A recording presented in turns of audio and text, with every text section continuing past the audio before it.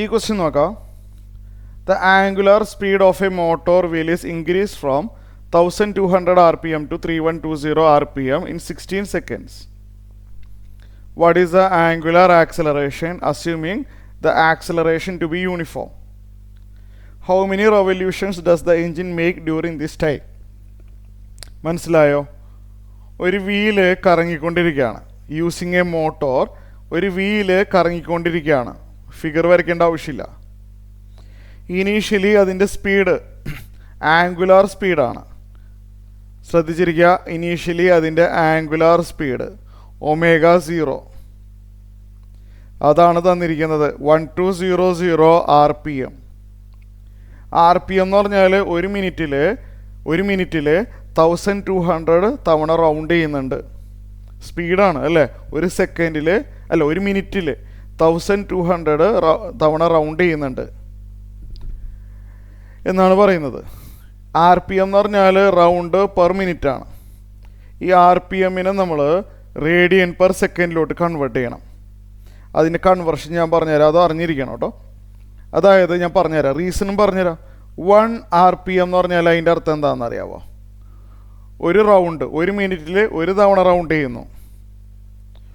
ഒരു റൗണ്ട് എന്ന് പറഞ്ഞു കഴിഞ്ഞാൽ 2π റേഡിയൻ ആണെന്ന് അറിയാമല്ലോ അല്ലേ? ഒരു തവണ റൗണ്ട് ചെയ്ത് കഴിഞ്ഞാൽ എത്ര ആംഗിൾ കറങ്ങി?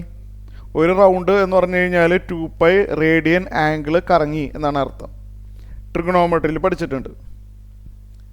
1 round 2π radian per minute 60 seconds. So നമുക്കൊരു റിസൾട്ട് കിട്ടി. ഇതറിഞ്ഞിരുന്നാൽ നമുക്ക് കുറേ കൂടി ഫാസ്റ്റായിട്ട് ചെയ്യാം. 1 റൗണ്ട് പെർ മിനിറ്റ് എന്ന് പറഞ്ഞാൽ 2π/60 റേഡിയൻ പെർ സെക്കൻഡ്. ഇത് ബൈ ഹാർട്ടാക്കി വെച്ചോ. RPMനെ നമുക്ക് റേഡിയൻ പെർ സെക്കൻഡിലോട്ട് കൺവേർട്ട് ചെയ്യണം. RPMനെ എങ്ങനെ റേഡിയൻ പെർ സെക്കൻഡിലോട്ട് കൺവേർട്ട് ചെയ്യാം? 2π/60 വെച്ച് മൾട്ടിപ്ലൈ ചെയ്താൽ റേഡിയൻ പെർ സെക്കൻഡിൽ കിട്ടും. ഇവിടെ 1200 RPM ആണ് ഇനീഷ്യൽ ആംഗുലാർ സ്പീഡ്. നമുക്ക് യൂണിറ്റ് റേഡിയൻ പെർ സെക്കൻഡ് ആണ്. അപ്പോൾ RPMനെ റേഡിയൻ പെർ സെക്കൻഡ് ആക്കാൻ എന്തെന്നാണ് ഞാൻ അവിടെ എഴുതിയിരിക്കുന്നത്? 2π/60 വെച്ച് മൾട്ടിപ്ലൈ ചെയ്താൽ മതി. അപ്പോൾ റേഡിയൻ പെർ സെക്കൻഡ് കിട്ടും. ചെയ്തു വരുമ്പോൾ എന്ത് കിട്ടും? 1200/60 ചെയ്ത് കഴിഞ്ഞാൽ 120/6 40π കിട്ടും റേഡിയൻ പെർ സെക്കൻഡ്. ഇതാണ് ഇനീഷ്യൽ ആംഗുലാർ സ്പീഡ്. ഇത്രയും കാര്യങ്ങൾ ക്ലിയർ ആയല്ലോ. ഇനി ഫൈനൽ ആംഗുലാർ സ്പീഡ് നമുക്ക് ഒമേഗ എന്ന് എഴുതാം അല്ലേ? ഫൈനൽ ഒമേഗ എന്ന് പറഞ്ഞാൽ 3120 RPM ആണ്. ശരിയല്ലേ? അതെന്ന് പറഞ്ഞു കഴിഞ്ഞാൽ ഇതേപോലെ മൾട്ടിപ്ലൈ ചെയ്യുമ്പോൾ 3120 ഇൻറ്റു റേഡിയൻ RPMനെ റേഡിയൻ പെർ സെക്കൻഡ് ആക്കണമെങ്കിൽ 2π/60 കൊണ്ട് മൾട്ടിപ്ലൈ ചെയ്താൽ മതി അല്ലേ? ചെയ്തു വരുമ്പോൾ 104π റേഡിയൻ പെർ സെക്കൻഡ് എന്ന് കിട്ടും. ഇത്രയും കാര്യങ്ങൾ ക്ലിയർ ആയല്ലോ അല്ലേ? ഇനി എന്ത് ചെയ്യും? നമുക്കിനി എന്ത് ചെയ്യാൻ പറ്റും? ഇനി നമുക്ക് what is the angular acceleration, അതാണ് നമുക്ക് അറിയേണ്ടത് അല്ലേ? ആംഗുലാർ ആക്സലറേഷൻ നമുക്ക് കണ്ടുപിടിക്കണം. എങ്ങനെ നമുക്ക് ആംഗുലാർ ആക്സലറേഷൻ കാണാം? ആംഗുലാർ ആക്സലറേഷൻ കാണണമെങ്കിൽ നമുക്കറിയാം ഒരു formula. Omega equal to ω0 + α/t. ഇങ്ങനൊരു ഫോർമുല പഠിച്ചിട്ടില്ലേ അല്ലേ? ഇങ്ങനൊരു ഫോർമുല പഠിച്ചിട്ടുണ്ട്. ശരിയല്ലേ? അപ്പോൾ ആംഗുലാർ ആക്സലറേഷൻ കണ്ടുപിടിക്കണം അല്ലേ? അത് കണ്ടുപിടിക്കണം. 16 സെക്കൻഡ്സ് ആണെന്ന് പറയുന്നുണ്ട് അല്ലേ? Time equal to 16 seconds. 16 second സമയം കൊണ്ടാണ് ω0 ഒമേഗയായി മാറിയത്. ഇതിനകത്ത് വാല്യൂ ഇട്ട് കൊടുത്താൽ മതി. ഒമേഗയുടെ സ്ഥാനത്ത് 104π, ω0ൻ്റെ സ്ഥാനത്ത് 40π. ആൽഫ അറിയില്ല, ടൈം 16 ആണ്. ശരിയല്ലേ? അപ്പോൾ ഒമേഗ ഈക്വൽ ഇങ്ങനെ ഒരു ഫോർമുല നമ്മൾ പഠിച്ചിട്ടുണ്ടല്ലോ, അതിനകത്ത് ഒമേഗ ഒക്കെ ഇട്ട് കൊടുത്തു. അപ്പോൾ അടുത്ത സ്റ്റെപ്പിൽ ഈ 40π ഇങ്ങോട്ട് എടുക്കാം അല്ലേ? അപ്പോൾ എന്ത് വരും? 104 - 40 വരും ലെഫ്റ്റ് സൈഡിൽ.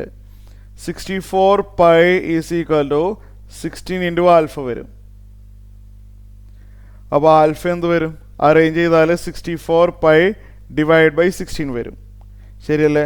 64 ഡിവൈഡ് ബൈ 16 വരും. അപ്പോൾ alpha equal to 4 pi radian per second square ആണ് ആൽഫ. ആംഗുലാർ ആക്സിലറേഷൻ റെഡി ആയിട്ടുണ്ട്. ഇനി അടുത്ത question, how many revolutions does the engine make during this time? 16 second സമയം കൊണ്ട് ω0 എന്നുള്ള സ്പീഡ് ഒമേഗയായി മാറി സംഭവിച്ചു. ആ 16 സെക്കൻഡ് സമയം കൊണ്ട് എത്ര റെവല്യൂഷൻസ് കംപ്ലീറ്റ് ആക്കുന്നുണ്ടെന്നാണ് ക്വസ്റ്റ്യൻ. എത്ര ആംഗിൾ കറങ്ങുന്നുണ്ടെന്ന് പറഞ്ഞാൽ നമുക്ക് റെവല്യൂഷൻസിൻ്റെ എണ്ണം കാണാൻ പറ്റും. 16 സെക്കൻഡ് സമയം കൊണ്ട് എത്ര ആംഗിൾ വീൽ കറങ്ങുന്നുണ്ട്. നമുക്കറിയാം, ഇങ്ങനൊരു ഫോർമുല പഠിച്ചിട്ടുണ്ടോ? Theta equal to s equal to u t plus half a t square എഴുതുന്ന പോലെ എഴുതുമ്പോൾ ഇങ്ങനൊരു ഫോർമുല നമ്മൾ പഠിച്ചിട്ടുണ്ടല്ലോ, 1/2 ആൽഫ ടി സ്ക്വയർ അല്ലേ?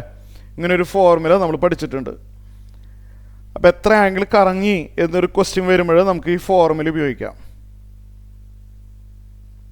ഓക്കെ, ഇതിൻ്റെ ബാക്കി എഴുതാം. അപ്പോൾ ഇവിടെ ω0 എന്ന് പറഞ്ഞാൽ എഴുതിയിട്ടുണ്ട് ഇനീഷ്യൽ സ്പീഡ്.